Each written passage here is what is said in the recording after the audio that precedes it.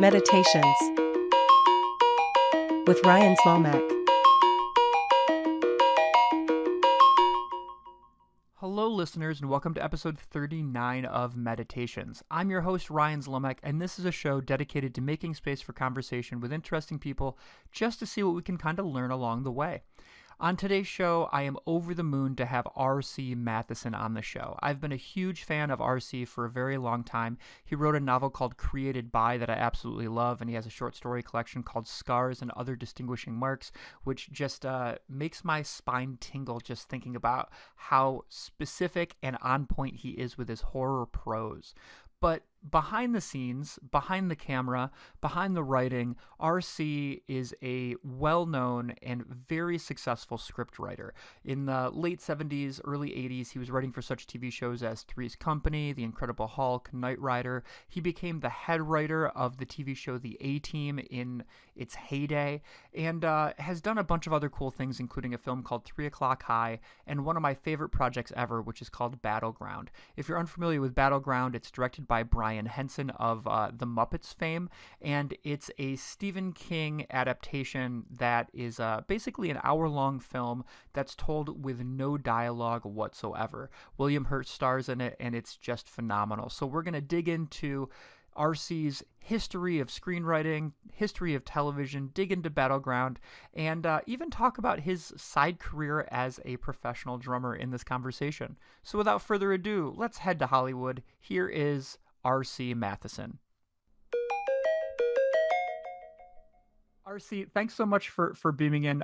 We had a minor chat before we kind of kicked things off, but I'm beaming into you from Syracuse, New York, and I if I understand, you're rocking things in California. So at this point in time, it's the end of 2024. How are things treating you in California, in the Golden State?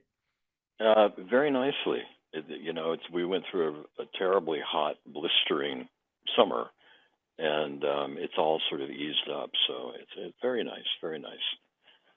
And we get periodic earthquakes, so I sleep with a seatbelt on. I feel like there's a short story in there somewhere. Yeah, there probably is. So you, if I understand correctly, you've lived in California all or most of your life? Yeah, there was a brief period right after I was born where my mother and father went back to New York, and it was really the launch period for his book career. We lived in this little house on the beach. It was off season, and I must have been maybe two, maybe three. And it was my mother and my father and my sister Tina, my older sister. And my father would go down to the basement with a shawl, and I guess there was a chair down there, a rocking chair maybe even, and he was writing The Shrinking Man. And so he would imagine, as he called it, his little man down there, and all the predicaments that he would get in. So that was the beginning step of his literary career. It was beyond when he had published Born a Man and Woman, which put him on the map in a very big way. But the book then sold to Universal Studios, and he said if they wanted it, he wanted to write the screenplay. So he made that, sort of a requirement, and so he knew he had some leverage. But it was a risky thing that he did, but they agreed to it, and so we moved out to California. And once we were out in California, then he worked on, I Am Legend. And so, yeah, I've been out here. I mean, all of my memories are California, Los Angeles. Well, I love you made a comment about being two and living in New York. So I'm going to feel less bad for asking this question when you were six. But Yeah, so as you mentioned, your dad was Richard Matheson. yeah, I'm a huge fan of Stir of Echoes. So yeah. his work in general was baffling. And I believe your mom was a therapist, if I understand correctly. She was a shrink. She had a PhD and was a doctor and had her own institute where she also taught other sort of up and coming therapists, and then she had her own private practice. Oh, awesome. Well, I guess what I was kind of curious about is, your dad is known for a lot of things, but one of the things, just as an upstate New Yorker, that I'm most sort of, I don't know, enamored with is the Twilight Zone. Hmm. And I want to start. We're gonna cover a lot of your work, but I guess one of the things I'm kind of curious about is, you were about 6 when the Twilight Zone sort of dropped, and 9 when the show sort of ran its course.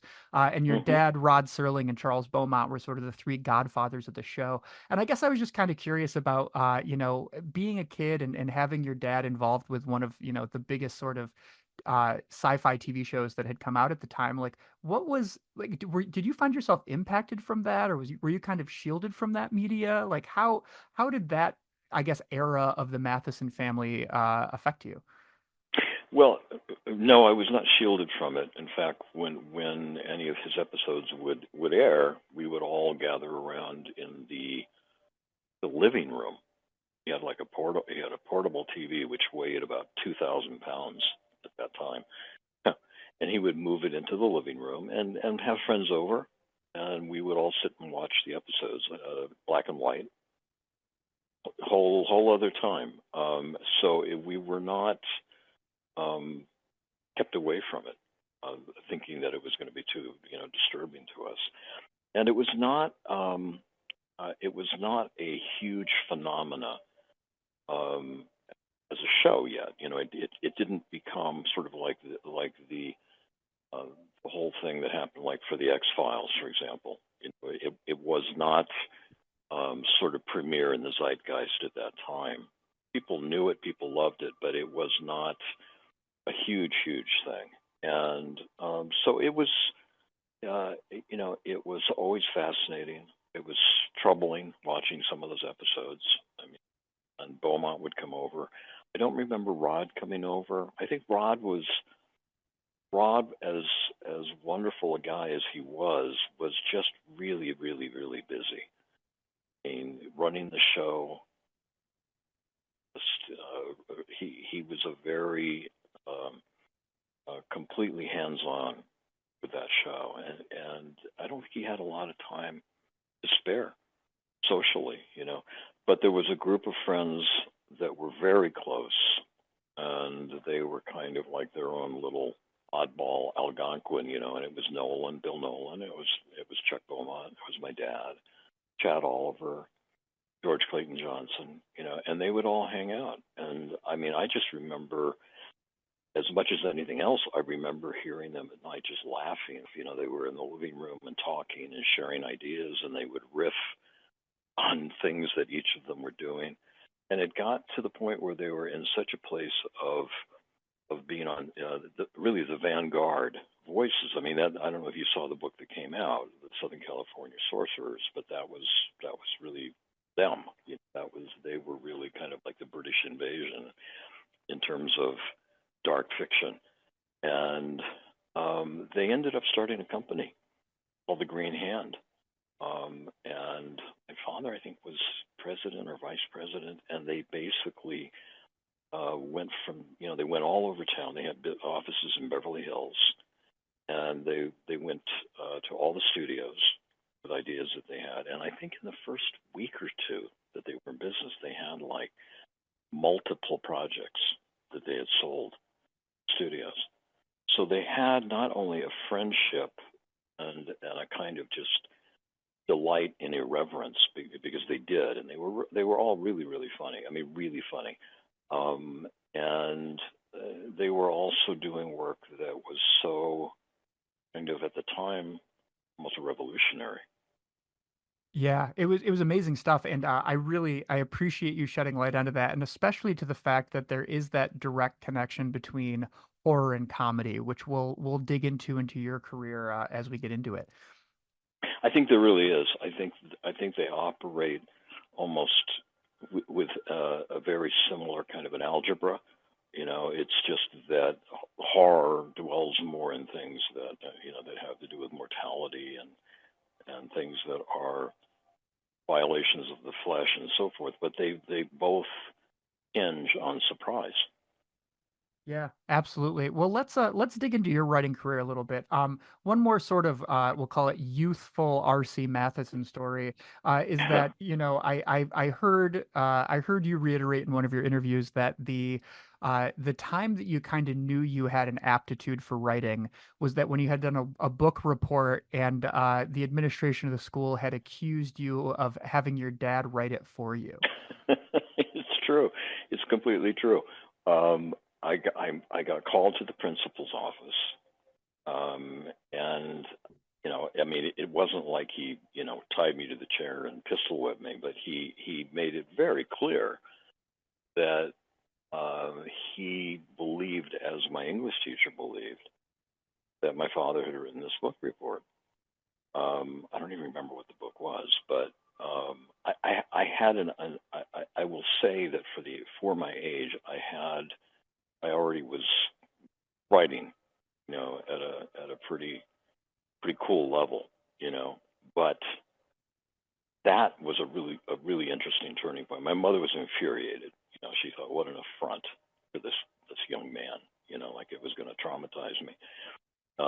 My father just, you know, said no. Of course, that isn't what happened. And I just thought it was great. I thought it was great. I mean, I can see where my mother felt protective and felt like I had been, no, I had really been sort of indicted for something, and I just took it as, man, I'm onto something already. You know. That's awesome, and I love the idea that there's this vision that maybe Richard Matheson is sitting there reading Little Women in order to avenge the grades of his son RC. Well, it also shows you how, in the American educational system, they don't they they they don't sort of guide young students toward improving their writing skills. You know, I mean, that line would jump out to such a degree that they thought, a professional writer had done it. Anyway, it was great. I thought it was very telling to me. I was on the right path. That's amazing. Well, so I mean, being on the right path, and again, I find factoids along the way, and if they're incorrect or they need some rebuttal, please correct me. But Okay. from what I understand, you managed to show off your writing prowess really early, especially in the TV industry, where you ended up getting a 7-year contract at the age of 18. Yeah, I was working with my friend Tom, and we, yeah, we were put under this 7-year contract, and I was 18. I think what was happening was that this is the Universal Studios, a very substantial provider of television. And I think they were trying to appeal to a younger demographic. They had shows not that they were kind of dreary and musty, but I think they wanted to expand their demographic. And so they figured younger writers would be, one way to start. And so they had hired a number of different people. They also hired and put us under contracts, these 7-year contracts. And the way those worked is that they would just the management at Universal would just move you from show to show, depending on what was going on. I remember working on Mrs. Columbo and working on Battlestar Galactica and the first show was a show called Cliffhangers, Incredible Hulk. I mean, it was great. It was really cool, and there were some really great people that became, and in retrospect, they became very meaningful mentors to me, including Kenneth Johnson, who was doing the Incredible Hulk, and also met Steve Cannell there.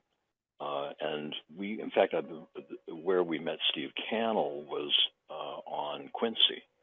We became the head writers on Quincy, again, under the umbrella of that 7-year deal. And I think I was 20. That's amazing.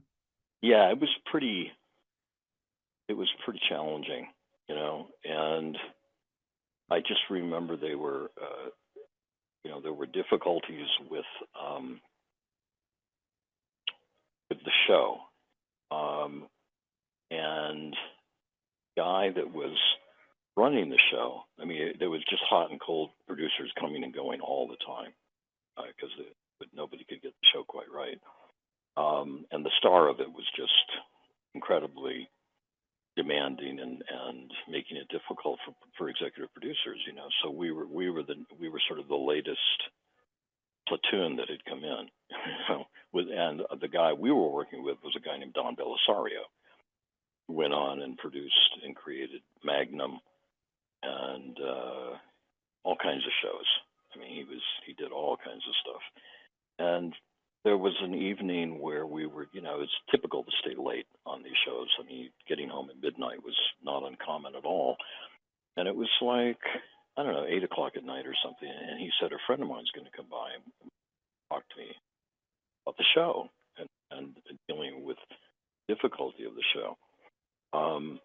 And this guy drives up and comes in, and I just thought he was such a pleasure, and he was funny, and I didn't really know exactly who he was, but it was Steve Cannell, and we just resonated, and then within, I don't know,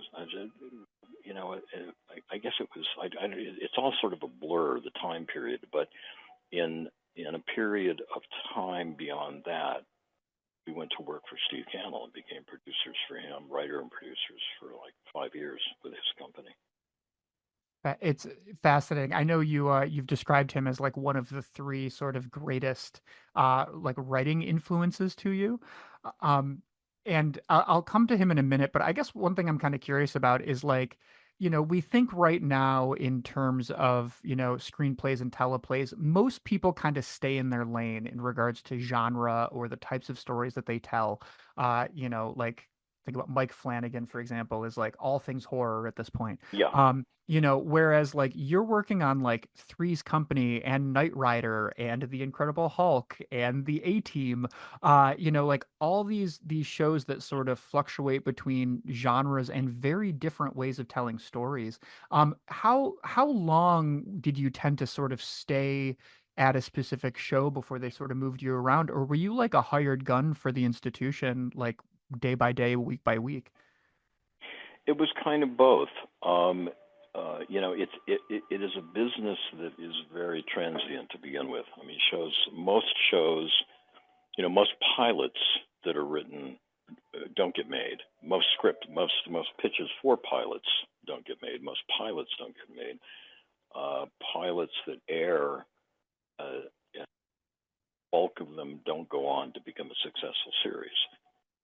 So it is a high mortality business in terms of what ends up being a successful show. And when you're first starting, you'll take anything. I mean, whatever show is interested in what you're doing, and is open to you coming in and writing a script, you say, yeah, of course, absolutely, I'll do that. So at Universal, you had no option because you were basically, you were working in accord with what they had, what they were shooting at the time on the lot. So and you would work with different executive producers like Glenn Larson. Also worked with my friend Frank Lupo, who went on to work and became really a creative partner with Steve Cannell. And was really, he and Steve were so key in us coming over to that company. Frank and I, we always got on so well and got a kick out of each other. I think the best of the writers that I met at that time, and I was in my early 20s, so from 18 to, let's say, 25, basically. That was sort of my Malcolm Gladwell 10,000 hours. And the best of the writers wrote, I think, with great facility in drama and comedy. They had a great ear for dialogue. We certainly did, and it made a huge difference. So if you could write dialogue that was quirky and funny and not set up punchline kind of comedy, but just sort of offbeat and interesting and ways of saying things, it was sort of an open door to write on all kinds of different shows. because they all wanted that. And the shows at that time, and the same thing today, are almost entirely the difference between high-level comedy and high-level drama isn't all that different. It's based in a certain kind of level of its wit. It's not punchlines. And so we were invited to write for all kinds of different shows. We would stay on staff for as long as the show was on the air, and then when it got canceled, boom, it's like the crops die and off you go.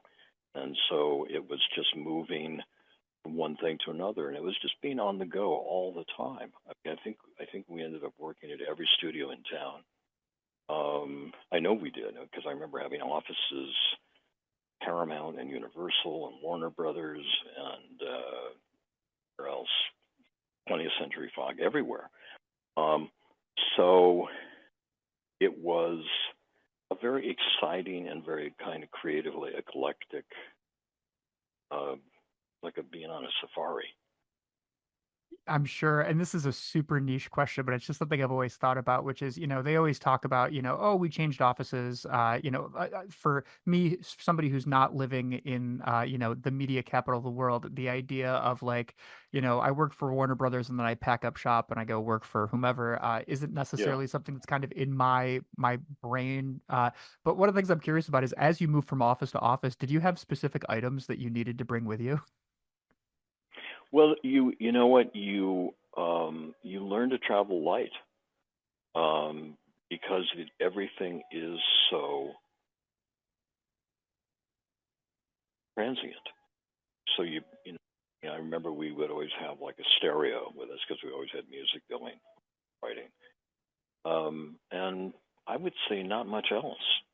I mean, you knew that you weren't going to be there for long, and if it was, I mean, the biggest hit show that we were on for an extended period of time was the A Team. We were the head writers on the A Team, and it was the #1 show in the world. And that I think, and working with Steve Cannell and Frank Lupo, and Steve had just started his company. He had just broken off from Universal and started his own company, and so he called it a writers' company, and we were among the first people that he hired. So that included working on Hardcastle and McCormick, and there was another show called Stingray, a bit of time on Hunter, all those shows. But the one that really put his company, I think, black was the A Team. And so we were on that for a couple of seasons. I think we wrote about 30 of them, something like that. And when you're the head writers on a show, you also rewrite other people's material, freelance material that comes in. Sometimes it's not quite right, and so you do some time, you do some improving on that as well.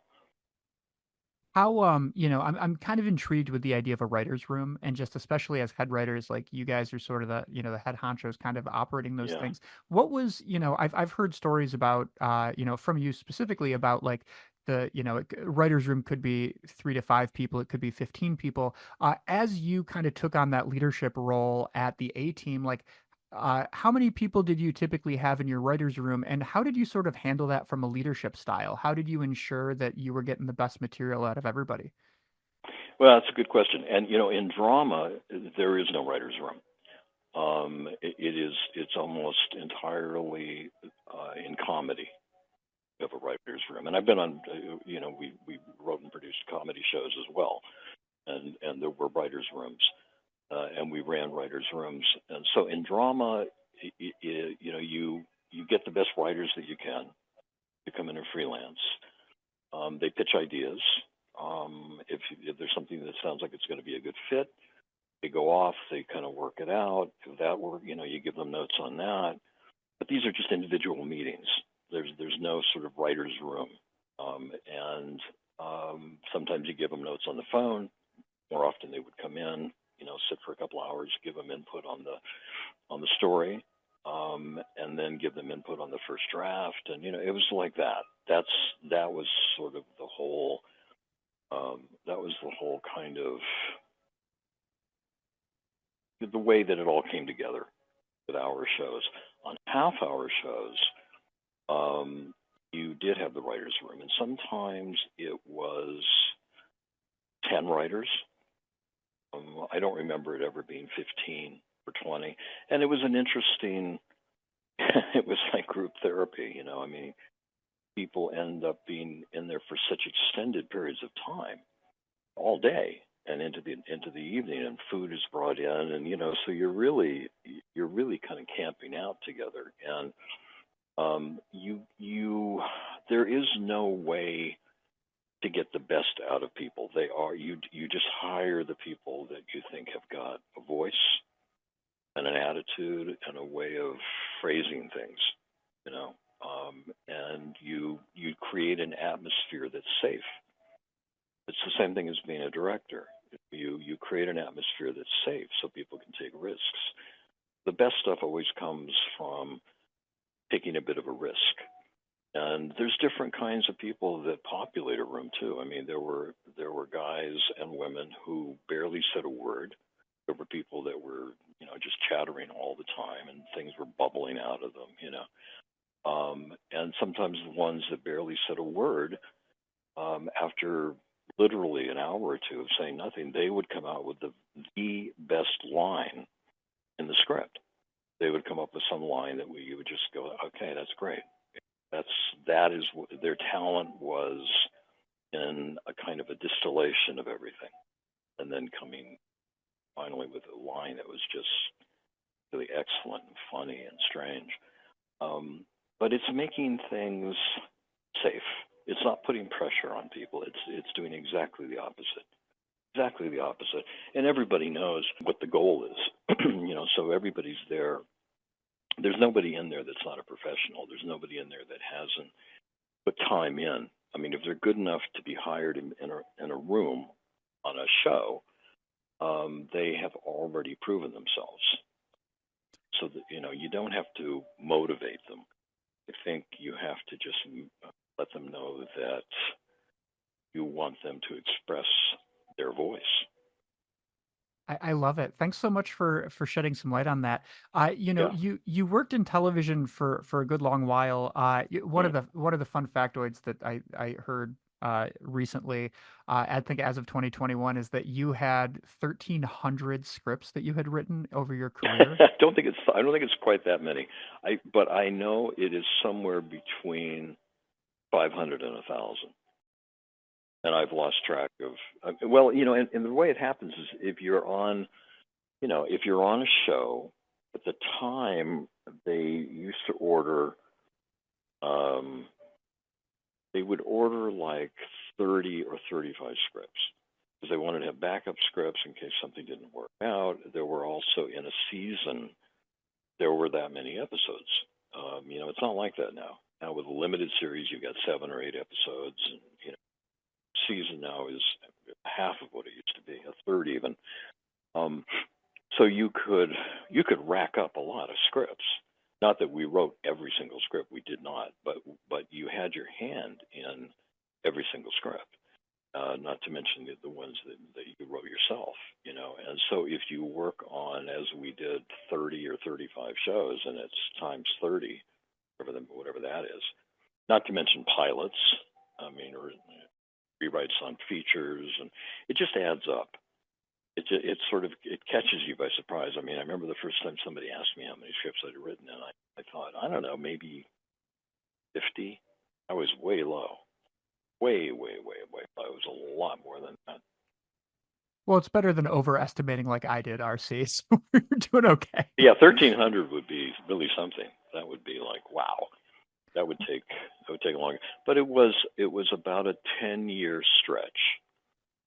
From 18 to around 27 or 28, and it was constant writing, constant writing, and then and the half-hour shows as well. So it was great. It was an incredible kind of kind of almost like it was my graduate school, you know. Yeah, and you eventually made your way into feature films as well. I think was it 3 O'clock High was your first feature produced. You ended up Yeah, doing. I've had this idea one night. My mind works in a way where I just tend to come up with ideas that have like a hook. My mind kind of works that way. Probably I learned somewhat how to do that with my father because he had a mind for a hook, truck chasing a guy, a guy shrinking. He would devise kind of central image that was so evocative. And I think I learned to, how to do it from that. And also, when you're in television, you have to come up with episode ideas. You have to be able to sum it up in a sentence. Columbo goes up against. You have to sum it up in a sentence. If it takes you three sentences, then it's probably not an idea that's going to work. So you learn a kind of not just economy, but you learn how to recognize a story that is instantly interesting and that can build on quickly. So one night I had this idea. I mean, like a lot of guys, when I was in grade school, somebody wanted to have a fight with me after school, and just the progressive Kafkaesque dread that you feel the whole day, waiting for the fight. And this whole sort of storyline just dropped into my mind. I thought, well, you've got 6 periods.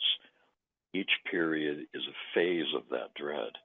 How you cope with it, how you try to buy your way out of it, how you ultimately escape it, and how you ultimately have to face, um, kind of your own fate as a person, as a man, as a young man. You have to not avoid it. You have to confront it. And so each period lent itself to those different phases. It's like the Elizabeth Kubler-Ross stages of death, or grieving, and so it fell together really quickly. I jotted it all down in probably half an hour, and I showed it to Tom, and he was like, "It's great." So we went out and pitched it, and people dug it, but nobody wanted to do anything with it, which is very often the way it goes. They're either being polite, and you're in there because they know you're talented writers with good ideas, and so they have to acknowledge you in a professional way, but it's not something they really want to do, or it's something they do want to do, but they just can't get the support for it, you know. Um, so we had this idea, and we were supervising producers on Stir Crazy at Warner Brothers. They had done that as a series, and because we'd left Canada at that point, uh, amicably, by the way. It's just that there were places that were offering us things that he just wasn't able to offer us at that point financially and so forth. And so we worked on this script. Said, why don't we write it on spec? And we wrote it on spec, um, and called it After School. And we showed it to our agents, CAA, and they were like, yeah, but they didn't really um, they didn't really seem to spark to it. And at that same period, we had a chance to work on amazing stories. So we wrote two amazing stories, and then I wrote my own amazing story. And we got a call from Stephen Spielberg's office, and he wanted to meet with us on a Monday morning. And I remember I was in Santa Fe with my family, and I remember telling my dad, and I was like, "You think this is? I can't believe he's gonna call us in to tell us we did a bad job. Like he's gonna put time aside to berate us." And he said, "No, no, I'm sure he's going to. It'll be quite the opposite." So we came in. He loved what we'd written, and he said, "Would you guys be open to rewriting a script that he was doing called Harry and the Hendersons, which was about Bigfoot, right?" And And yeah, of course. So we did a dialogue polish, and just not a heavy rewrite. Didn't need it, but we did a dialogue polish. He loved that, and we were, hanging out with him over at Amblin, and he said, "What else are you guys doing?" And we said, "Well, we had this script after school, and it had been submitted to Amblin and had been rejected." And we told him what the idea was, and he said, "Oh, I like that idea a lot." Wow. And we said, "Well, it was already rejected, And he said, when I was a kid, I got picked on a lot. And one of the ways he got around getting into fights was he would make little movies and he would cast the bully that was picking on him in the movie. So he would appeal to their vanity, so they'd leave him alone. And he said, "Well, I'd really like to read the script."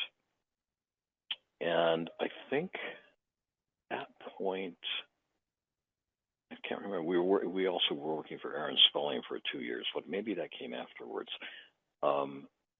Anyway, we heard from him the next day, and he said, "I love this, so I want to do it." And he had just hired a young director named Phil Joanna out of USC. Phil had directed actually an episode of Amazing Stories that my dad wrote, John Lithgow, won an Emmy, called The Doll. And so Phil wanted to do it. Initially wasn't sure, and then fell in love with it. And then CAA, our agency, right, who had said, well, they weren't quite sure about it. They went to work under the radar. And what I mean by that is that they sort of tell everybody in town that Stephen Spielberg is interested in a script. And so we started getting meetings with every studio in town, and not just at a high level, but at the highest level. The presidents of every single studio wanted to meet with us and wanted to buy the script, because they thought if Steven Spielberg likes it and wants to do it, then we've got to get our hands on it. So there was this auction that occurred, and so the price of the script just kept going up and up and up and up and up. And then Aaron Spelling, who was not only represented by CAA, but was a big part of the whole disparity of CAA. At one time, the ABC was called the Aaron Broadcast Corporation because he had so many shows on. So he wanted it. And so finally, I think Steve called Aaron, or Aaron called Steve, and said, "Why don't we do it together?" And I remember being at a bank of payphones. This is before cell phones, and I was on two cell phones, or on two payphones. And I had Spielberg on one and Aaron Spelling on the other. And they were basically just in love with this thing and wanted to do it. And ultimately, somebody made us an offer that was really crazy, like really a huge offer. And Steven said, "Well, if we do it with Steve, he would promise that there would be no changes, and he would film it exactly as we had written it. The only difference was that we had a voiceover, the main character, Barry." And he said, "Would you be open to doing it without a voiceover?" And we said, "Yeah, sure." So that's how that all came together. And then part of the aftermath of that was that Aaron hired us for a 2-year contract, writing all kinds of things. I love so many things about that story, RC. I can't. So, first things first, for anybody who's unfamiliar with 3 O'clock High, as RC described, it's a movie about a kid who kind of accidentally finds himself having offended a bully and has to plan for, the inevitable fight that will happen. But it's so like playful and like slightly magical, and just like to me, it just epitomizes the 80s high school movie. I love it. But It's a very strange movie too. It's got a lot of that Barry Sonnenfeld oddity to it. It's a bit of After Hours. It's rather surreal in its own way, and it's not John Hughes. And by the way, I got a call from my agent who said, I think trying to remember if Tom and I were sort of taking different projects, separate projects. I mean, we had been doing that all through all the time that we were stuff. But I got a call. John Hughes wanted to meet me, so I went in to meet with John Hughes, and he was crazy about 3 o'clock. It was a really strange meeting with John Hughes, but he asked me to write something for him, and so that film. That script, we became what is affectionately or disparagingly referred to in Hollywood as the favor of the month. And, for that period of time, you're the hottest thing going. And everybody wants to work with you. And I remember there was a point where, prior to that, we had gone in to be the showrunners on MacGyver. Yeah, it was MacGyver at Paramount. And they decided to pass on us. They wanted somebody else, and it was like, okay, well, that's fine. We didn't take it personally. And then after it got sold, after school, 3 o'clock high, aka 3 o'clock high, the people at MacGyver called Spielberg and said, do you know anybody? And Stephen said, well, these guys. And so then MacGyver was chasing us around and wanted us to run the show. And there's a lot of sort of pack behavior in Hollywood. I'm sure of it, and I love the idea that MacGyver of all shows is the one that's hunting you down. Like you're the matchstick and the mirror and the silver dollar.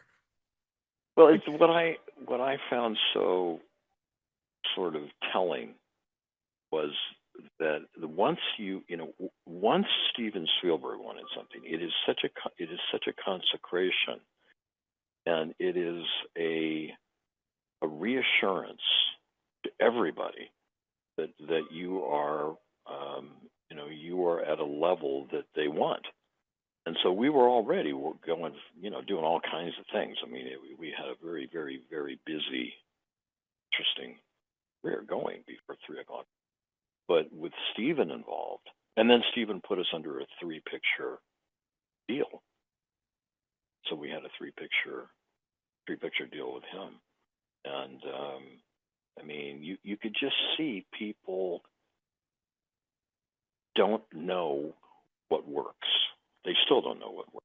Is Barbie going to be huge? Is Oppenheimer going to be huge? What's going to work? What's going to fail? Nobody knows. Nobody knows. And there are classic examples of both. And what they will sort of place their faith in is one person most of all, Hollywood, and that's Steven Spielberg. And so if Steven Spielberg thinks you're good, great, it reassures everybody else that they want you too, and they want you at the highest level. I think one of the greatest calls I ever got in my life during that period of time, I wish I'd recorded it, was talking to Steven Spielberg, and he we were talking about the script, and that he wanted to put us under this 3-picture deal, just an open deal, come in and pitch ideas and stuff. And he said to me, you, talking about me in particular, he said, you have the best story mind I've run into in 10 years. I thought, oh my God. I remember teasing him. I was like, well, Steve, you got to get out more. I'm making a joke out of it, right? But it was a really powerful thing to hear from him. But to be in business with him was to get sort of like this papal validation, Well, that's amazing. There's so many directions I want to take this in, but the one that I'm gonna come back to a point that you made early on in your discussion of 3 o'clock high, which was the idea that as you thought about this idea of somebody has to come to terms with the fact that they're going to fight this bully and they might get the snot beat out of them, that you have 6 periods in a day in a high school schedule and sort of 6 different phases you can go through. And I just think that's really interesting because I always think about your writing very structurally. You're very much somebody who, no matter whether I'm reading your short stories or your screenplays, or I'm seeing stuff that's on, on television or on the screen, you seem to be somebody who is always so hyper aware of different ways to break down a story. And I want to highlight one thing you've written that I think you've talked about ad nauseum, and you've even done a book about, but it's one of my favorites, which is Battlegrounds, which was for listeners at home who are unfamiliar. There was a TV show called Nightmares and Dreamscapes, which featured the work of another famous Stephen by the name of Stephen King, and it was a an anthology series of essentially short films based on different Stephen King short stories. And you ended up doing an adaptation of Battlegrounds and teaming up with Brian Henson, Jim Henson's son, to direct it. And for viewers at home who are not already intrigued enough, it is a short film or a movie or a teleplay, whatever you want to call it, that has no dialogue at all. It's told entirely through visuals. And I was wondering if you could just kind of tell us a little bit about how you got brought onto that project, and how you decided to structure it that way. Well, it just kind of came out of the blue. Although, Stephen already knew uh, about my career. I mean, he had written the introduction for my first short story collection, and trying to remember if I had done anything prior to that for Stephen. I did a couple things afterwards, but he was already aware of not just of relationship with my father, but of my own work as well. And he, I think it's always nice to work with writers that you're familiar with, right? Especially when Stephen. And Stephen, to his great credit, also is very open, I think, to supporting and trying to, in some way, bolster new writers as well.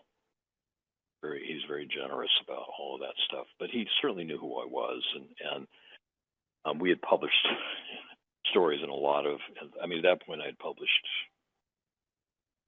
60 books or something. So, my agent had talked to the executive producer, a guy named Bill Haber, who was one of the founders of CAA. 4 or 5 guys that founded CAA.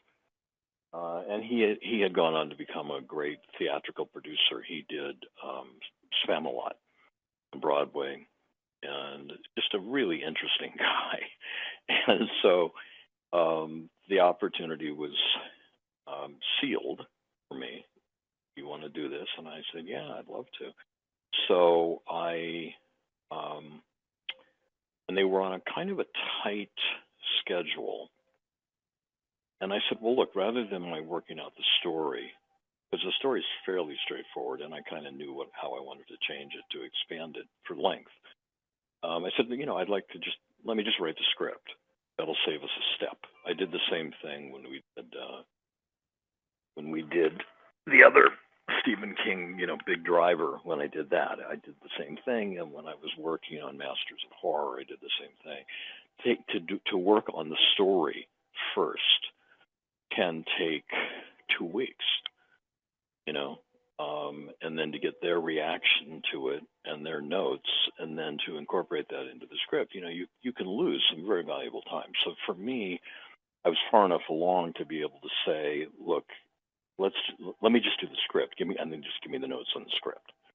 And so that's what I did. And as I was working on it, it's about a hitman who kills the owner of a well-known toy company. And he goes home, the hitman, and this gift shows up, or this box shows up, and he opens it in his apartment, and it's filled with these toy soldiers, these little toy soldiers. And he's just, he doesn't know what to make of it. And anyway, they come to life. And there's this kind of, it's sort of absurd to him in the beginning, but it turns into this kind of battle royale. And so I but it wasn't long enough. It needed to be an hour, and so I needed a twist. I didn't want to just keep doing one battle after another, and so I just added this other character, this other doll to it, this other more far more dangerous doll. And as I was working on it, it just seemed to me I didn't need any dialogue.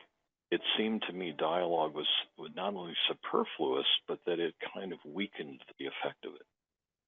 And so I wrote it without dialogue. And I showed it to Bill.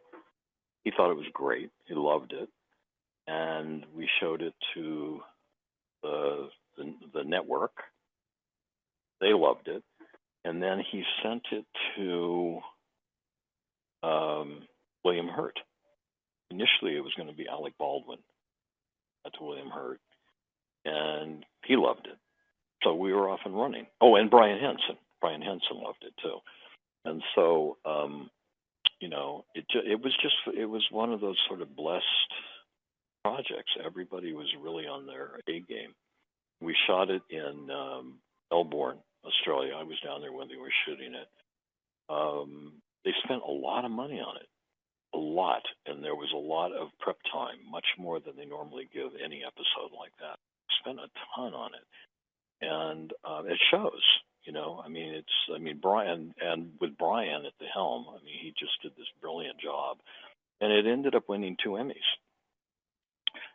That episode, and so I was just so taken by the whole thing that I thought, I would love to write a book about this and get interviews with all the different people that were involved. It was a very unique project, and so I did. So I wrote this book, and there's interviews with everybody in it. I put in the score, 2 or 3 pages of the music score.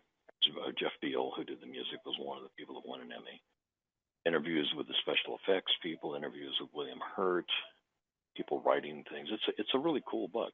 Lots of pictures that were not available other than in the book, and so it was just one of those projects that just feel like, wow. It couldn't have ended up better. It's a tremendous piece of work. I used to when I was teaching high school, I'd do sort of around Halloween little film festivals where we'd watch Yeah. different things, and I always had to do a double feature of like The Invaders from the Twilight Zone and your Battlegrounds episode. Because I love the fact I just love the fact that like that just as a piece of media plays so nicely into just other works. Like it's just Yeah. cool to look at this thing and say like, oh, like this guy who directed Muppet Treasure Island like made this Yeah. like murderous army man thing, and then kind of looking around the apartment, which you just have to do when you're watching that episode, seeing all of the nice little Easter eggs to other works hidden throughout it. It's if I'm being honest, it's one of the greatest pieces of television that I do think does not get enough attention. Well, thank you. I love it as well. And there was an interview somebody told me to listen to. It was Tarantino's. I can't remember the guy's name. His editor, who had edited all of his films, and when you think about those like Kill Bill, those editing jobs are incredible. They're just stroboscopic. They move so fast, and really just beautifully done. And anyway, he was talking. Somehow it got onto the subject in this interview, Battleground, and he just went on and on about it, on and on. He just was rhapsodic. He loves it. It's fantastic. I can just tell you, I'm very proud of it. I feel very lucky that Brian was the director. We became really good friends. He's a wonderful guy. And that William Hurt was, holding it all together. I thought he just gave a phenomenal performance. Phenomenal. And I think Alec Baldwin would have been good too, by the way. But Hurt, I think in some ways was even, he's more kind of glacial as a presence. Alec Baldwin has more warmth as he's a little angrier and a little more dangerous, but you needed somebody that was kind of naturally glacial, and there is something about Hurt that has always had that. He's always had that, and he was great. He was really, really great. And I was down there when they were filming it, and it was just such a remarkable, also special effects achievement. They managed to make it look the way they looked. They didn't look. You couldn't quite put your finger on what you were looking at. Was it CGI? Were these real guys? It was just this phenomenal kind of blend of techniques that Brian used. I love it. Well, I've really enjoyed talking about this sort of collaborative aspect of your career. And if it's okay with you, I want to take some steps back and start to talk about your short story and your novel writing side. Sure. You referenced earlier that Stephen King wrote the introduction for your first collection, which was Scars and Other Distinguishing Marks. And I'll just say that as a I don't know, I don't know if I want to say book collector or book obsessive, but as somebody who loves books, one of my favorite games to play is RC Matheson in this anthology? Whenever I'm okay, yeah, and then have a drink, right? It's like it was a drinking game. Like every time you mention somebody, you have a quick drink. Yeah, if you go to the thrift store and you look at all these amazing anthologies from the 80s and 90s, I'll put money on it that you're in, 47% of them at least. I think I did a count, and I've got a lot more of them coming out. Every year there's usually 5 or 6 books coming out that I'm in, but it's well over 100 now. I know, because I had them in boxes, and it was kind of not well organized, and I was moving. And so I put them all nicely together, in this kind of very, very organized way in a nice bookcase, and it's well over 100. You could probably build a house with them as bricks. I mean, there's yeah. Well, and also, it's not that's 100 individual separate stories. Some of them are reprints. Some of them, it's like the same story will appear in several books. But there are, I think, at last count, I think I've got another 20 or 25 books that are about to come out. They're going to have, and then I've got two more of my own collections coming out. So, I love writing short stories. I think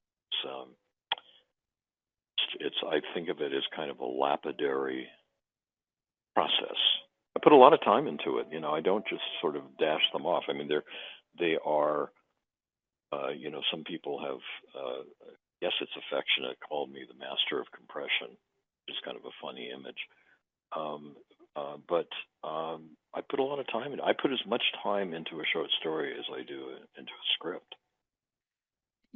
And it's clear. I mean, I was reading, in preparation for this interview, you wrote a story called Vampire, which is basically a page and a half, 2 pages long, told entirely in one-word sentences. And you have to just sit there and let each word wash over you to figure out kind of where the narrative is headed, and it just forms these amazing images in your brain. I reread your story, Red, which is just chilling and heartbreaking and has stayed with me. I was getting emotional reading it before this. But one of the, you've talked about Vampire a lot, so I don't necessarily want to spend time talking about that, but I am curious about your process. So for example, Vampire, the story that I just referenced, where it's 2 pages of just one-word sentences. Mm-hmm. You had talked about how that started off as a lengthy, 15-page short story, something like that, and then you edited it down to this 2-page thing. I guess I'm curious, not necessarily with that as the example, whatever you're most comfortable with, but what is your sort of process for tackling your short story writing?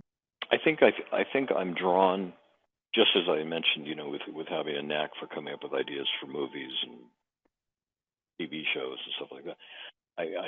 My mind goes to a central image, a hook, if you will. I mean, another film that I wrote was Full Eclipse, which was werewolves on the police force. Okay? So there's a hook for you.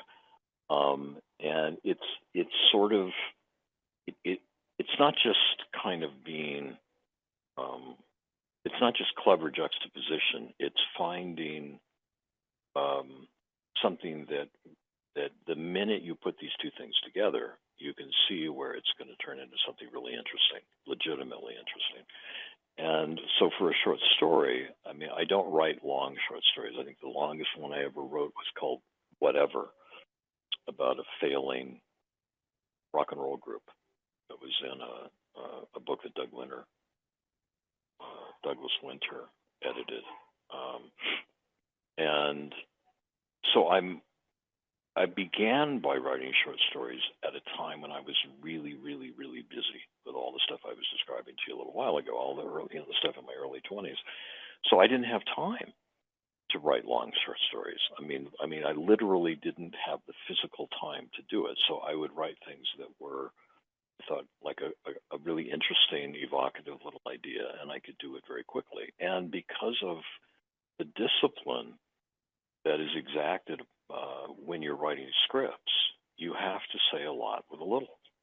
You have it, you know, it's sort of like a larger version of how to write haikus. When you're writing a comedy script, it has to be 30 pages long. It can't be 40 pages long. It can't be 50 pages long. It can't be 15 pages long. When you're writing a 1 hour script, it has to be ideally 55 to 60 pages long. It can't be 70, and it can't be 40. And you also have to break it into acts. And so you have to, you know, so structurally, it's a great discipline to have gone through all of the twists and turns and all of the tutelage of working in television. And also you have to learn how to write fast, because everything's going.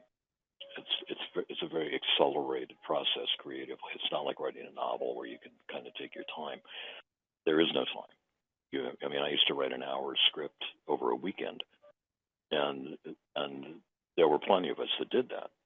I mean, you had no choice, and so you just and the bulk of I'm going to get back to your question about short stories, but this is just sort of a little bit of a footnote on the whole thing. The majority of what you're writing with television episodes, because the characters pre-exist and the whole context pre-exists, is dialogue. Coming up with an interesting new storyline. And so it has to be, depending on the genre that you're writing in, it either has to be clever or just, you know, amusing, or both. But it's primarily dialogue. So if you've got a good ear for dialogue, you can write scripts pretty quickly. You have to know how to do stories and all that as well. But if you know how to do stories and you're not very good at dialogue, it's going to sink you. It's going to sink you. Because if you think about all the shows you've ever loved, you probably don't remember very many stories, but you remember the characters. I couldn't tell you 10 Magnum episodes, but I could probably talk to you about Magnum for a minute or two. Magnum, the character. Yeah, I'm going to preface this question by, if you never wrote this story, please correct me if I'm wrong. But I was you've written so much stuff, and as I mentioned, there were all these anthologies that I was hunted down, and one story that has stuck with me, and I was trying to find it before the interview, and I was unsuccessful, is I think a short story you wrote called The Movie, which is about a bunch of people outside of a movie theater waiting to get in, talking about. You're close. You're close. It's called The Film, and it's one of the only, I think, sci-fi stories that I wrote, and it's just about it's a post-apocalyptic world, and it's these kind of burned out, cynical teenagers that are heading to see this film. They hear this film is this incredible thing, and that everybody that has seen it is just blown away by it, and as they're racing in this kind of jalopy across this really barren landscape, you see this theater in the distance, this huge thing looming, and all these people lined up outside. And anyway, at the end, they go in and there's no film. It's just an execution chamber. They're all just brought there to, because they are, they are sick from all the lack of antibiotics and whatever else is going around, and so they're all kind of doomed. But they're also in a sort of a state of anarchy, so they're hard to round them up. So this is the quickest way to round them up. And the last line, I think, is one of the people who runs the theater saying, it's like everybody loves a movie. Everybody loves a good movie. And so that's how they round them up. Well, and I mean, that story has haunted me forever. And I think I found it on an anthology, like an audio anthology on cassette, I think is sort of what Okay. I'd listened to an awesome version of it. But the one thing, as you talked about the idea that like story holds so much weight, but dialogue in memory stands out. And I just, in my brain, as I think about the story that I, had experienced of yours 5, 10 years ago, however long it was, the way in which these people talk and the idea that like, I always loved the association that you need to puff your chest when you're talking about horror movies and like, have this sort of like, yeah, it's not going to scare me. I've heard it's really messed up though. And the more vulgar people get as they talk about this film they're hoping to see that no one actually knows anything about. Right. I just always thought really kind of stood out as a really nice crowning achievement in the way in which you blend dialogue into your very stripped down story structures for print. Well, thank you. I think I managed. I certainly tried to capture this kind of weird,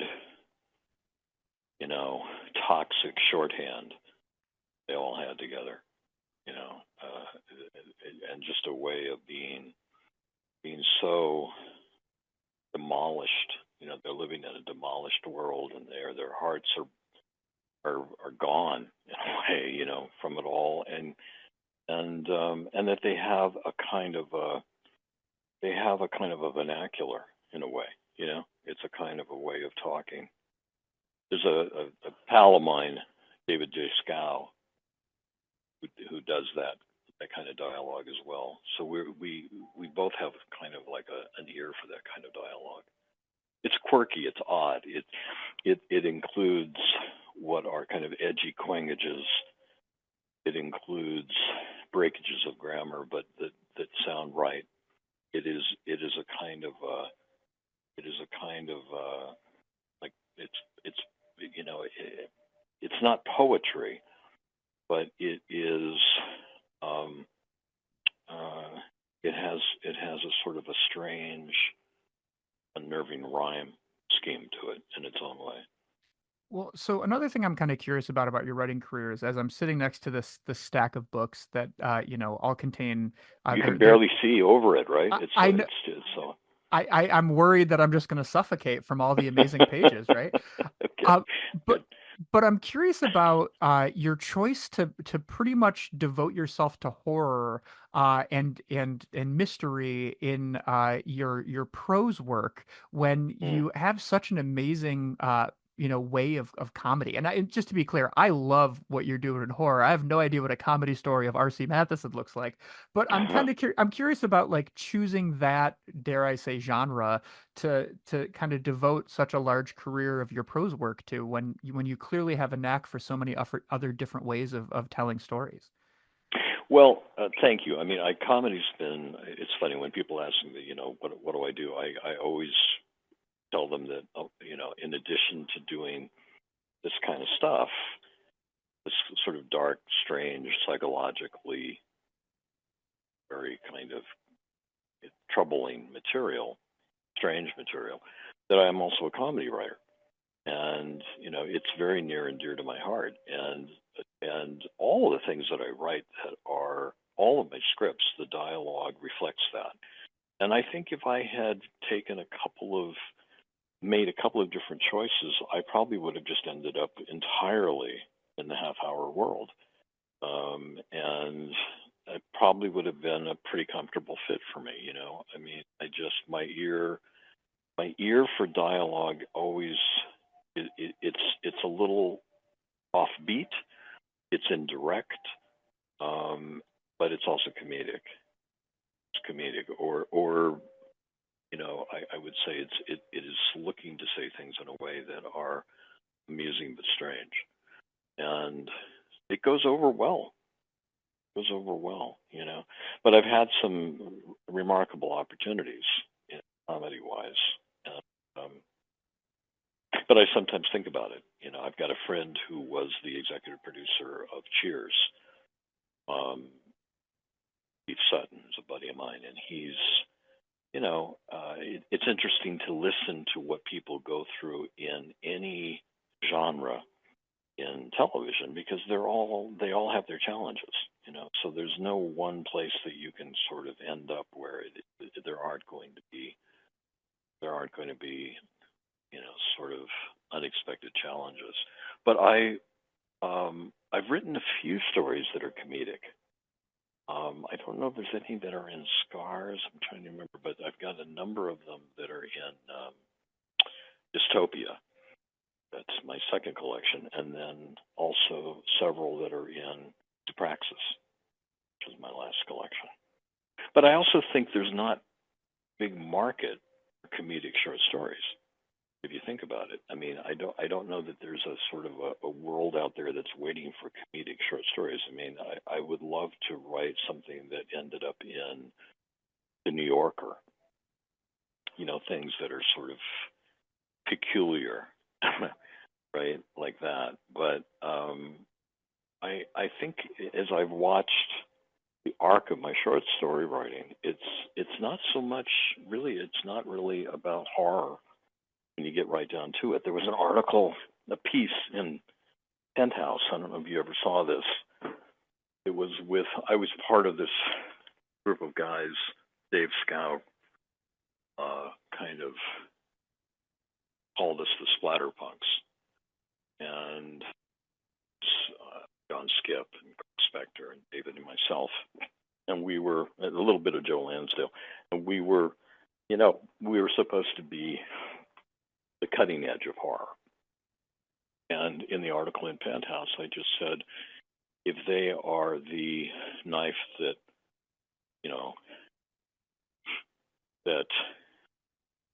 cuts, I am the needle that injects the virus. And that's more the way I look at it. And I think I'm more just fascinated by peculiar people. So my stories as time went on just became more and more about characters that were something strange. That's interesting. As you were talking about the markets of things, my brain just instantly went to like, what would an RC Matheson story in the New Yorker or McSweeney's look like? There's one story I wrote that I think probably characterizes sort of this blend of the different voices that I have, and it's called "Who's You in America." And it's just this experience that I'd had where people I would go out into the world and people thought they knew me, and I said, in the story I think I referred to myself as having like a mask of approximation, that I sort of looked like different people, and then I included in the story that I had gone out to see this friend that was performing at a local club, and that the violinist was a guy that looked just like Peter Sellers. And I mentioned it to my father, and he said, well, the guy that did the music for Somewhere in Time, John Barry, also looked just like Peter Sellers. So I wrote this whole story, and it's this kind of poignant meditation on how many people look like other people, and it's sort of I think it's one of the most interesting stories that I've written. Awesome. Well, I'm gonna have to hunt this one down, RC, because I have not had Yeah, the pleasure of I reading think that. it's in Dystopia. I think it's in Dystopia. Okay, cool. Well, so you've done such an amazing job of breaking down your writing career. I have one more art form I'd like to talk about before we start to wind things down, which is, you're also a classically trained, highly regarded drummer. And I was curious about when you're we're gonna I want to talk a little bit about you studying under Ginger Baker, which we'll get to in a moment. But when did drumming and rhythm and music making start to get its hooks into you? Oh God, really young. I mean, I've got the same story. Every musician that I know has the same story, which is seeing the Beatles on Ed Sullivan, and that it was this moment of kind of realizing that that's what they wanted to do. I mean, if you talk to actors, they'll sometimes say they went to see a play when they were little, and they just instantly knew that's what they wanted to do, instantly. And I mean, without exception, every musician I know, um, that was the experience that they had, and as did I. So I began writing. I'm not writing, but playing drums when I was probably, I don't know, 9, 10, something like that. And you just.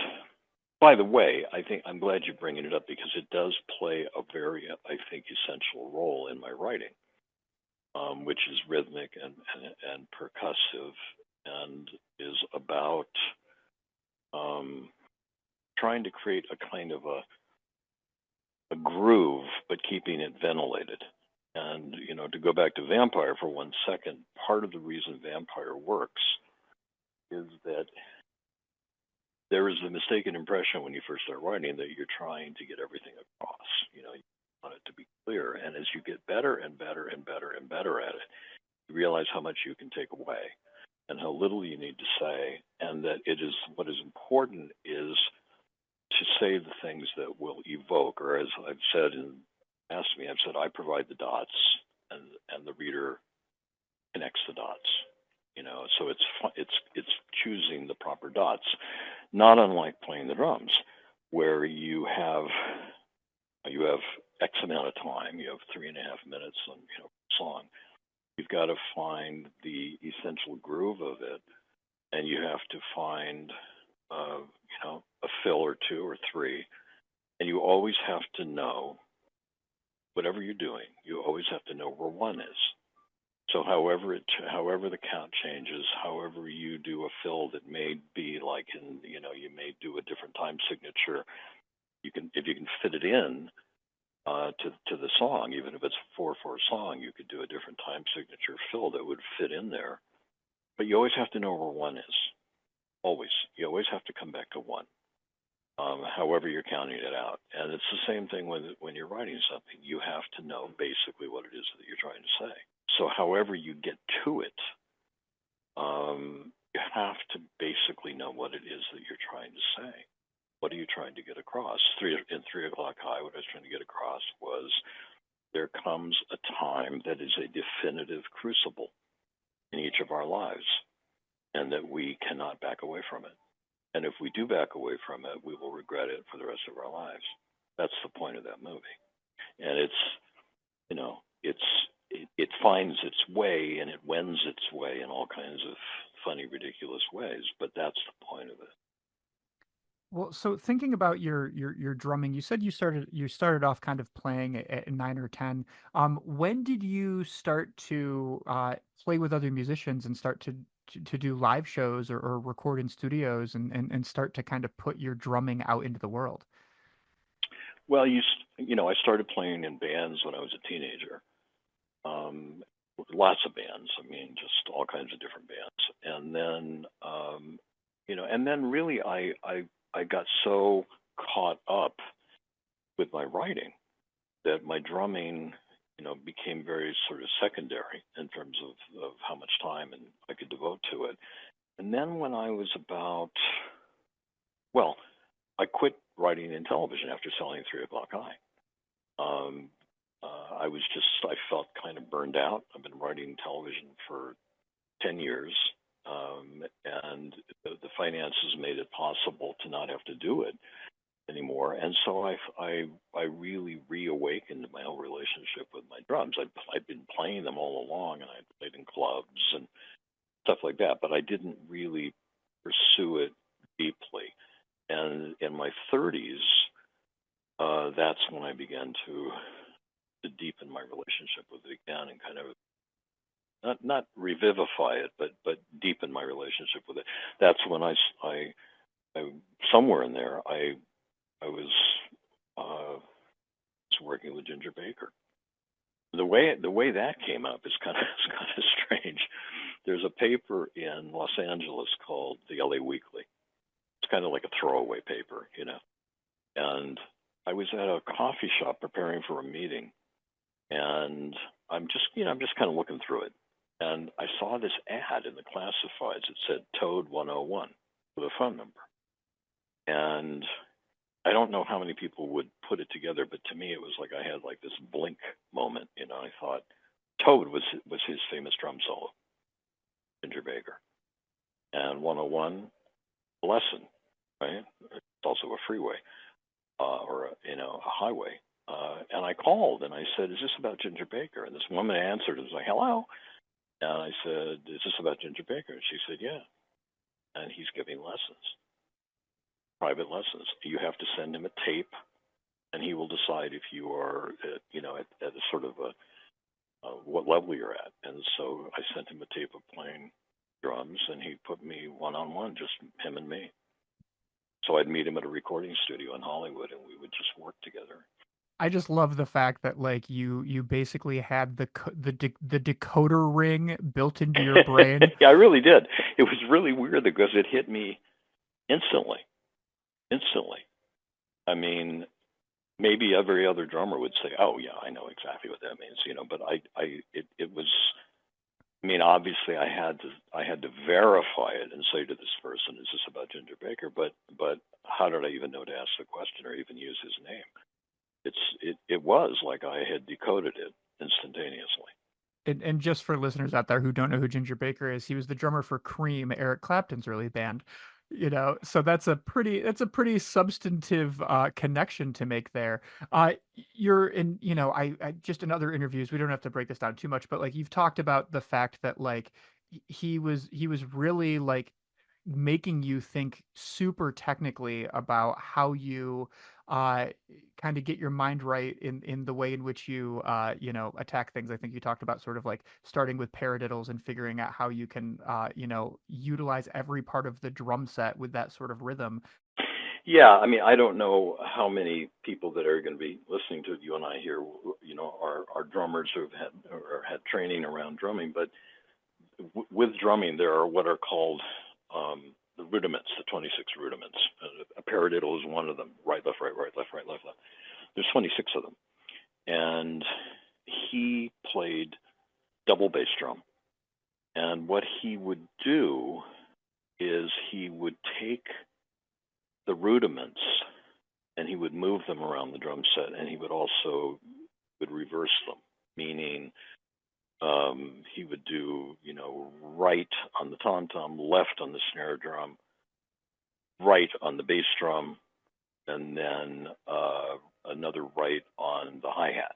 So he was doing a paradiddle, but he was moving it around. He wasn't just doing it he was not doing it, isolating it, limiting it to one drum. He would move it around the set. And and then sometimes he would reverse it. So he'd go right, right, left, right. So he would, and so he was able to. So that was the thing that I really learned from him. And also it is interesting. I mean, for any drummers that are out there, when you do a fill, if you start the fill with your opposite hand, it'll end up differently. That was something Gurdjieff talked about too. If you can train yourself to write with your opposite hand, different things will come to you. That's awesome. It's interesting. It's kind of an interesting thing, and so I found it to be true, and I learned a lot from him. He was, he's notorious. He's now the late Ginger Baker, but I mean, he was notoriously difficult, but he couldn't have been nicer with me. I mean, we got on really well. I mean, there's something to be said about like the way in which your persona changes when you're finally around the people that speak your language. I was so nervous to meet him. I mean, I was a huge fan of Cream. And it was a big deal. I also met when just socially, when I was living in Malibu, I met John Densmore from The Doors, who was a huge influence on my drumming. very jazz sort of orientation to his drumming, just like the drummer's spirit, Ed Cassidy. And I got John to write a piece for a book that I was editing, because John's also a writer, John Densmore. And it was so great to meet him. But I have found that the drummers that I've known and met are very down to earth. And I think there's something about, establishing the groove that keeps you grounded. They're very grounded. I love it. Well, RC, one last question about drumming. Yeah. How do I say this? Your Ginger Baker, Alex Kern, was the drummer for a band called Lemuria that I'm quite fond of, and I was able to learn from him. And am a very poor drummer, but I enjoy it. And what I was curious is, what kind of drumsticks do you use? I use different kinds. I prefer not heavy sticks. Usually like a 5A. So a friend of mine sent me actually these really cool Steve Gadd sticks that the Vic Firth company makes. They're black with a white tip on them. Steve Gadd, great drummer. Steve Gadd and Jeff Vaccaro are really those are the guys that I really sort of fashioned myself after, Vaccaro in particular. But yeah, I don't use heavy sticks. Although I did play a gig one time where I played two sticks in both hands, which was kind of fun. It was like, it's an interesting effect, because you get, if you know what a flam is, that's another rudiment. A flam is when you bring the sticks down seemingly at the same time, but not. There's like a microsecond difference between when they both hit the head. So it's like, if you could really slow it down, it would be da-da. But when you do it flam fast, it sort of sounds like it's one hit, but you sort of register that it's not. And so I was doing that, two sticks in each hand, and it was kind of cool. Because I was it wasn't just louder and heavier. It was like I was getting four separate impacts on the drum heads. I lied. I have more questions. Sorry. In I'm regards, fine. If you got time, I got time. I'm cool. yeah, I'm doing great. In regards to something like that, where you're kind of doing a different technique. I mean, from what I understand, you're, I think, a pretty regular drum practitioner. I mean, you practice fairly regularly? I wish I did more. I'm going to head out this weekend. I'm going to get a electronic set. I'm not in love with electronic sets, but I've got friends that ask me to come out and play in clubs and stuff, And the band that I was in was with Preston Sturgis' son, PG, and Craig Spector, and we did albums. We did 3 albums, and then PG recently passed away, and Craig moved, on the East Coast. He's in Virginia, so that whole sort of thing fell apart. Bands fall apart. Bands always fall apart. They almost never stay together. And so I did studio stuff for friends, and then people wanted me to come out and play in clubs. And because of COVID, I just didn't feel safe doing it. And I didn't want to show up with a mask, because it's a little bit of a workout, when you're drumming, and you want to be able to at least breathe. So I thought, well, if I'm going to do sessions for friends, if I get an electronic set and I have it at my house, then they can send me something they're working on. I can do the tracks and send it back. Oh, nice. So Yeah. so you guys are doing some recording studios from a distance, if you will. Yeah, and there's another thing you can do, which is kind of interesting, and I think they've really gotten it pretty close to perfect, where you can jam online with people. So if you've got a friend that lives in Texas and a friend that lives in Montreal, and you live in Florida, you can all meet online on a Friday night, and you can play for however long you want to play. And the problem was there was a delay. It was just a little itty bitty delay, but you could kind of notice it, and I think they have managed to get around. So you can do it, and it was like Zoom. It was, I think, born of the terrors surrounding COVID. For people who are kind of unfamiliar with the music side of your career, is there any specific album or song that you would encourage people to check out to really sort of see the way in which you attack drums? Well, the first album that I did with the guys, we called ourselves Smash Cut, and there's cuts on YouTube. We did, and then the follow-up album I did with Preston.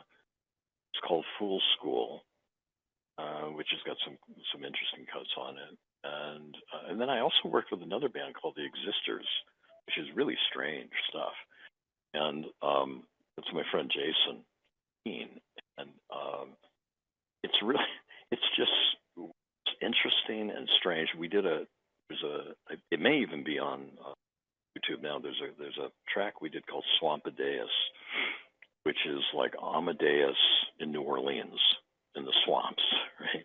And there's like 162 tracks on it.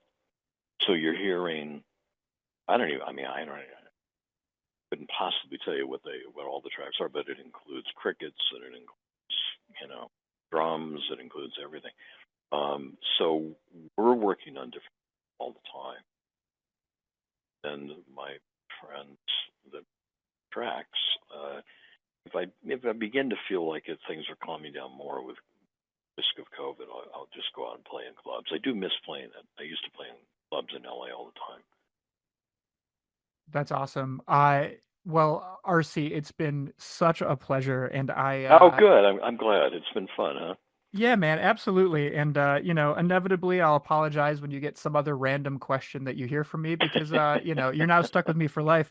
But moving forward, before we just sort of wrap this thing up, I want listeners to be aware of a few things, which is you've got a couple things coming out in 2025. You've got an expanded edition of Zoopraxis, which you said is going to include 10 to 15 new stories, which is amazing and is going to be sort of around that $20 price point so that new collectors can really kind of jump on.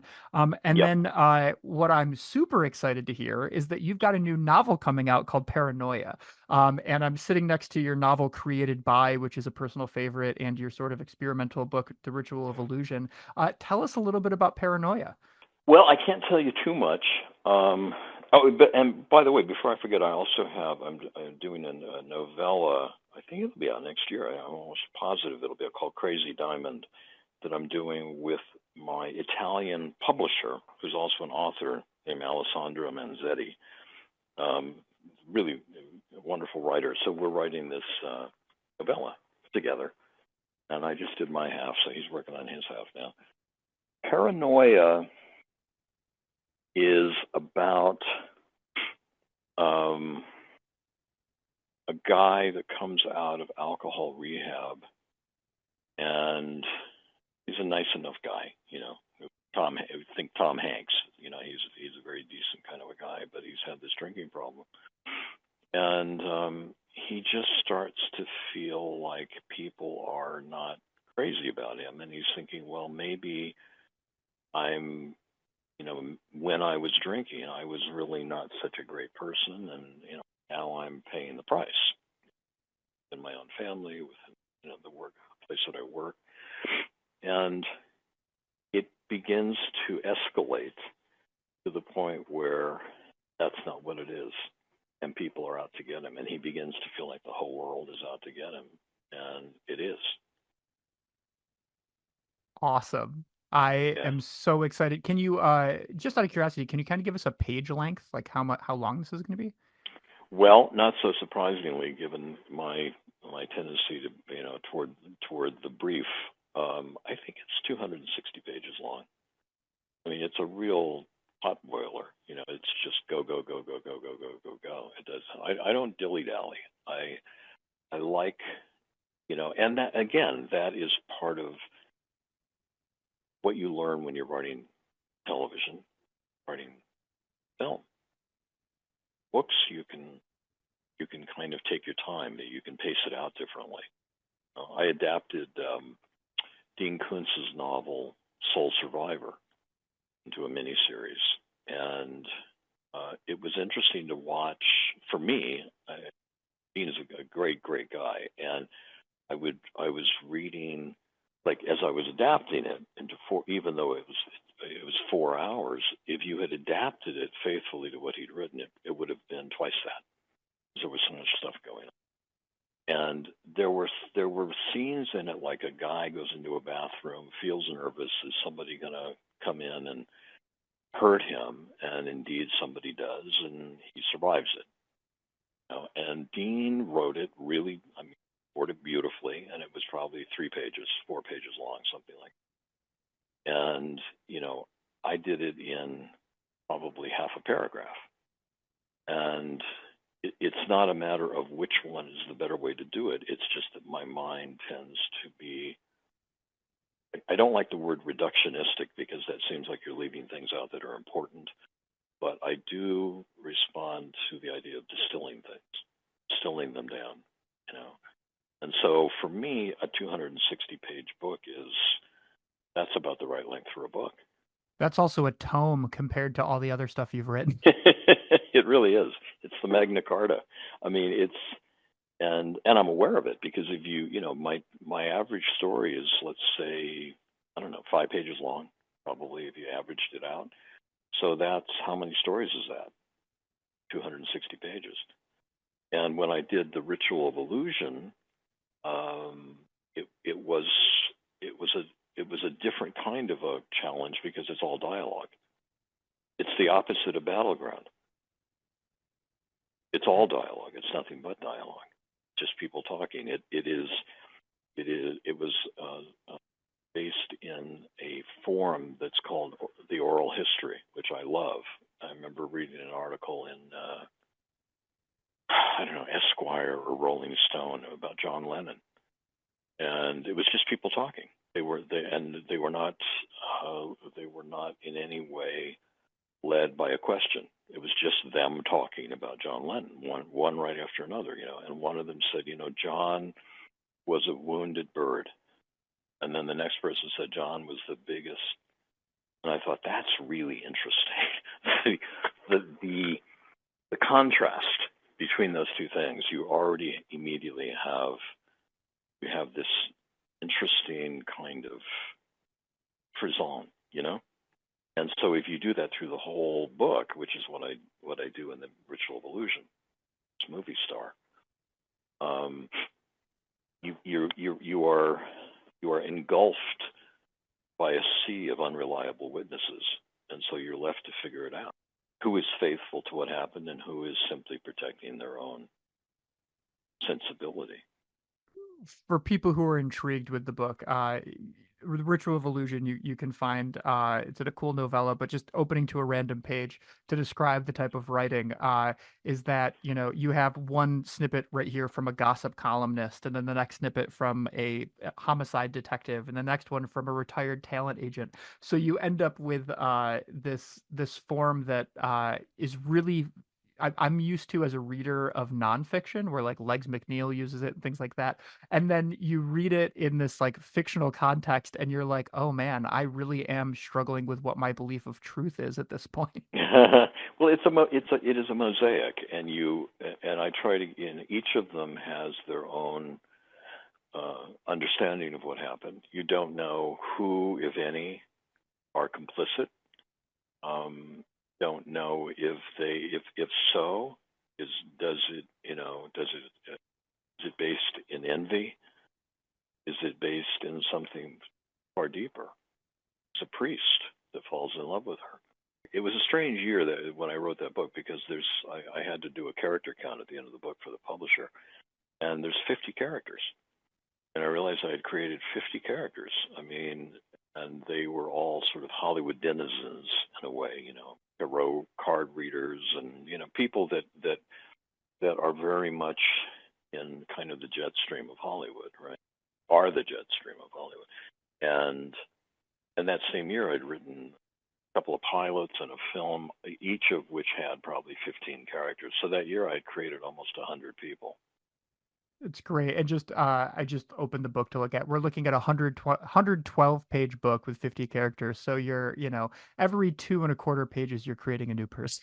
Yeah, and it whips along. I ended up during COVID, a friend came to me and said, "Listen, I'd like to do this as a film, and what do you think?" And I said, "Well, I'd like to hear it because I don't know if the cumulative effect of all these people talking is going to be riveting or it's going to just be tiring. You know? So I'd like to hear it read." And so what we ended up doing, she is an actress and knows all kinds of people, and she's a really fine actress, and all the people she had worked with and knew were also very accomplished actors. And so we did a Zoom production of it, which ended up being about 2.5 hours long, and I'm editing that now. So it's a kind of an odd, it is as odd a film as it is a book. Will that eventually be available to the public? Yeah, yeah, yeah, definitely. Oh, Definitely. awesome. Well, Yeah.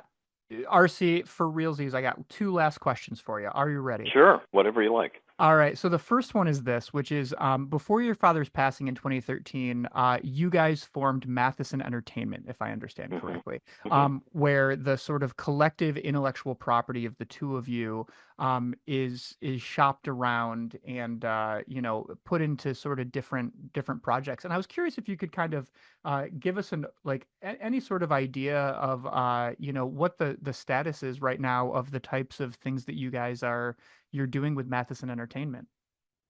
Well, yeah. I mean, I'm walking point on all that material. So we put it together because there had been a film that came out called The Box, which was based on a short story my dad wrote, and it was some really, really talented people that did it. It was a really, unfortunately, not a good movie, and we had written and sold like 5 movies, and I think one of them got turned into a film called Loose Cannons, which unfortunately didn't work out so good. But I said, why don't we just sort of undertake all this stuff ourselves? Because what was happening with him is that he would get calls from people periodically and interested in this or interested in that. Whether it was a director or a studio, and sometimes it worked out, sometimes it didn't. Things like Real Steel, for example, worked out very nicely. The Box did not. And so we put this thing together. It's not brick and mortar. It's just all these projects, and it's projects that we drummed up together, and some of my stuff, some of his stuff, but mostly his stuff because he's got, a lot of stuff that just never got produced. And so we began to make it known that what we were doing was taking each of these things and putting together the way we would do it as a film. So we would take a short story and we would expand it into a treatment that would be the film that we thought it deserved to be, as opposed to somebody calling and saying, "Hey, I love this short story. I want to do it as a film." And then you sort of have no real protection. So we ended up being not just the advanced team on the work itself, but also the producers, and that was kind of the business model. And so then we brought in my manager and formerly one of the premier agents at William Morris, a guy named Alan Gasmer. So Alan and my father and I became Matheson Entertainment. And then after my father passed, Alan and I continued to walk point on the whole thing. And different things come along. The business, I don't know if you follow the fates of show business, the movie business, the television business. It is in a state of rather dramatic triage post-COVID. So many things got canceled. So many films got canceled. The revenue has turned mostly into bloodletting and debt. So you have big agencies like WME, which was William Morris that merged with Endeavor, and they, the biggest profit to them comes from sports teams and from live events, music acts, the Rolling Stones. I don't know if they represent the Stones, but that kind of thing, right? and nobody was attending any of those things during COVID. So everybody went into a very profound level of debt, heavy debt. And so the business now is basically trying to, I would say, not make money, but not lose money. And that's kind of the operating ethic right now. So it's triage. It's in a state of triage. So within that environment, we're still busy doing all kinds of different things. We just produced a French remake of The Shrinking Man, and that should be out, I would think, next year.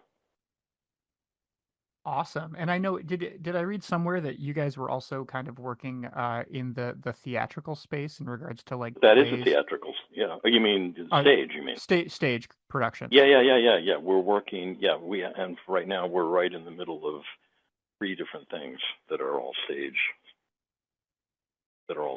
productions. And that took also a enormously heavy hit during COVID. All those theaters just went black. So nobody was going out. So the Broadway is kind of making its way back, but it's like life in the 14th century. Things move very slowly on Broadway. And that said, we've got a number of things we're really excited about. But the one with the French production, and it stars Jean Dujardin, who won an Oscar for The Artist. I don't know if did you see The Artist? Talking about a film with no dialogue. It's a black and white film where he plays an actor in the 20s, a guy named George Valentine, and he's a matinee idol. And then as sound comes in, it begins to sort of traumatize his existence. And it's a fabulous film, and he was great, and he won an Oscar for it. So we are very blessed to have him starring in the French version of The Shrinking Man. Well, between the Emmy Award-winning association you have with Battlegrounds and the Academy Award-winning work of this French remake of The Shrinking Man, there's a lot of pretty awesome firepower associated with the Matheson estate. Yeah, and I think that we would have. We have some remarkable material. I mean, what they now call, the acronym sort of strips all the heart out of it when they call it IP. It makes it sound like it's, gears in a machine. But there is such great originality in the things that my father's written. And, we also have a number of things, just a little glimpse into the way the business works and doing what we're doing.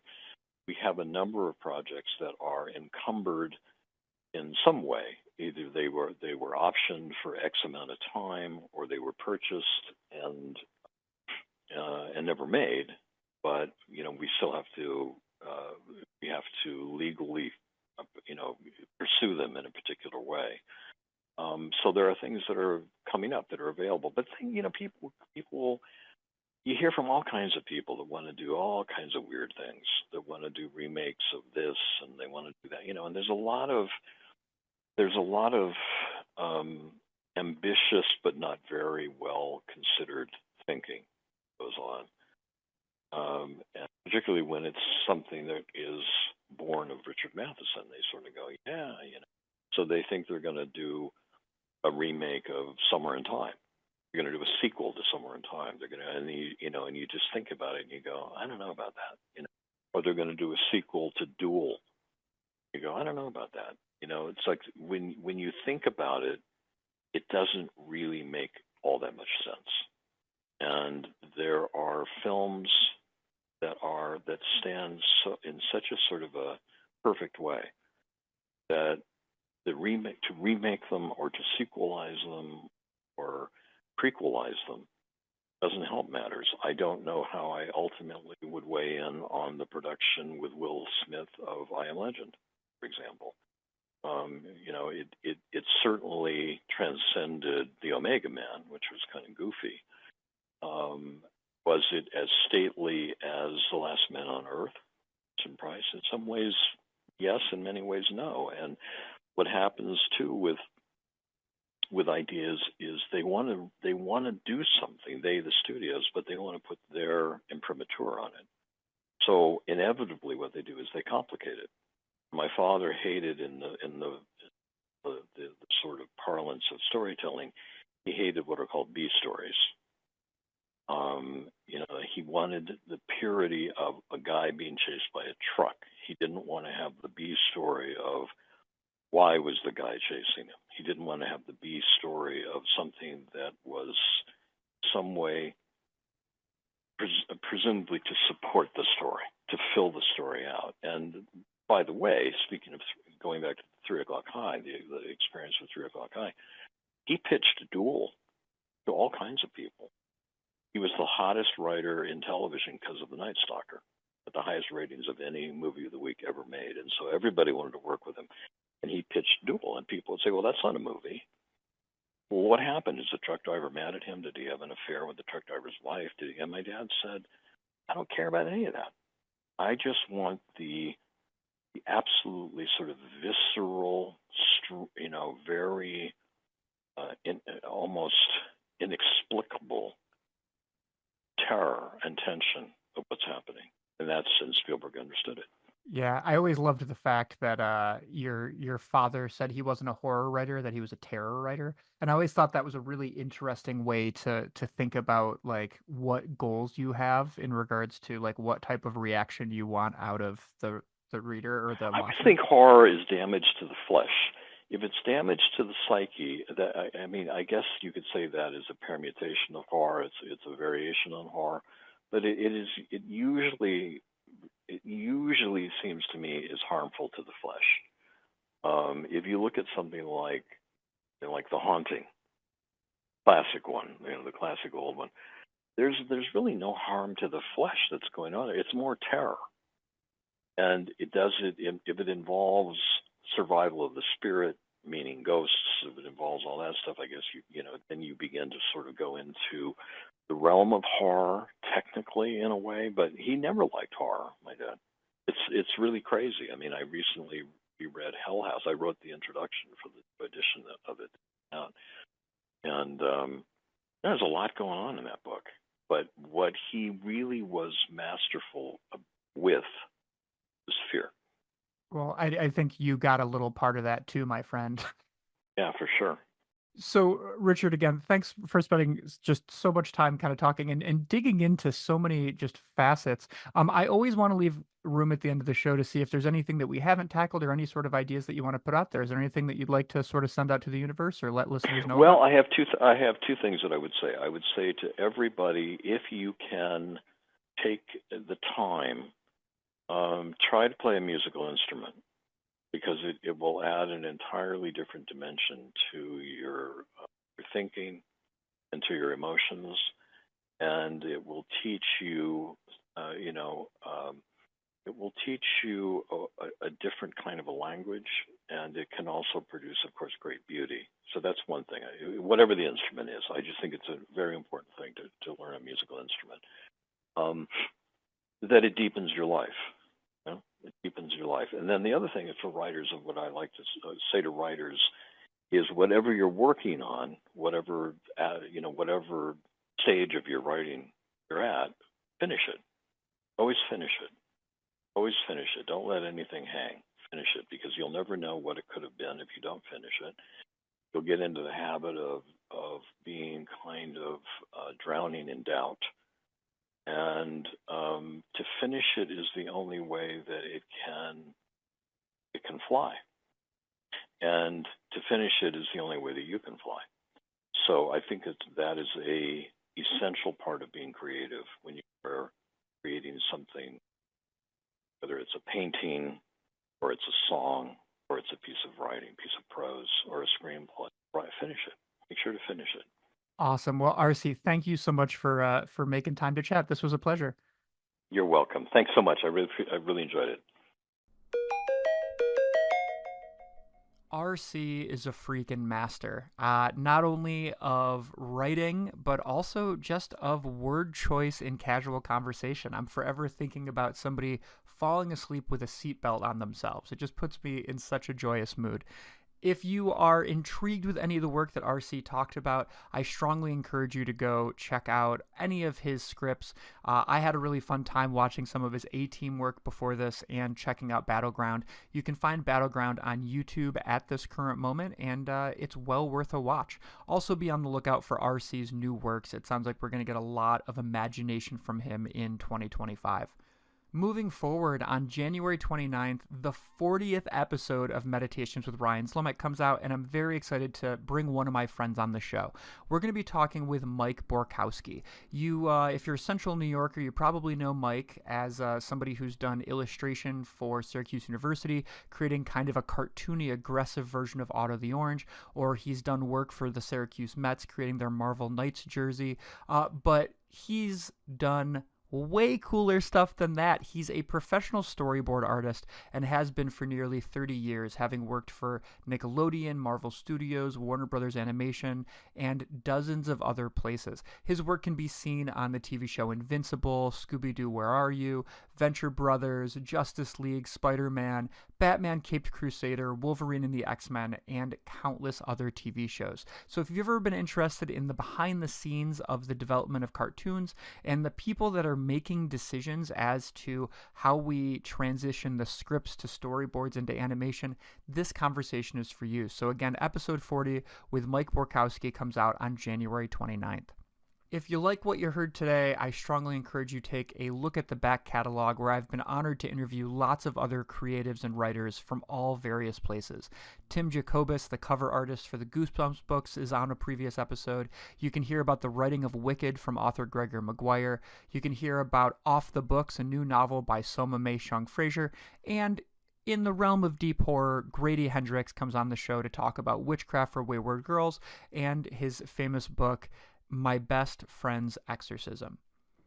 Additionally, you can find my work at The World of Ryan Zlomek on Facebook, at Ryan Zlomek on Instagram and TikTok, or you can email me, meditations@ryanzlomek.com.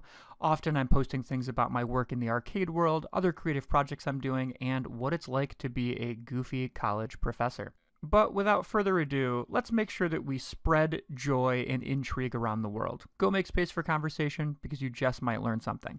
Thanks so much for tuning in. Your support means everything. Have an amazing day.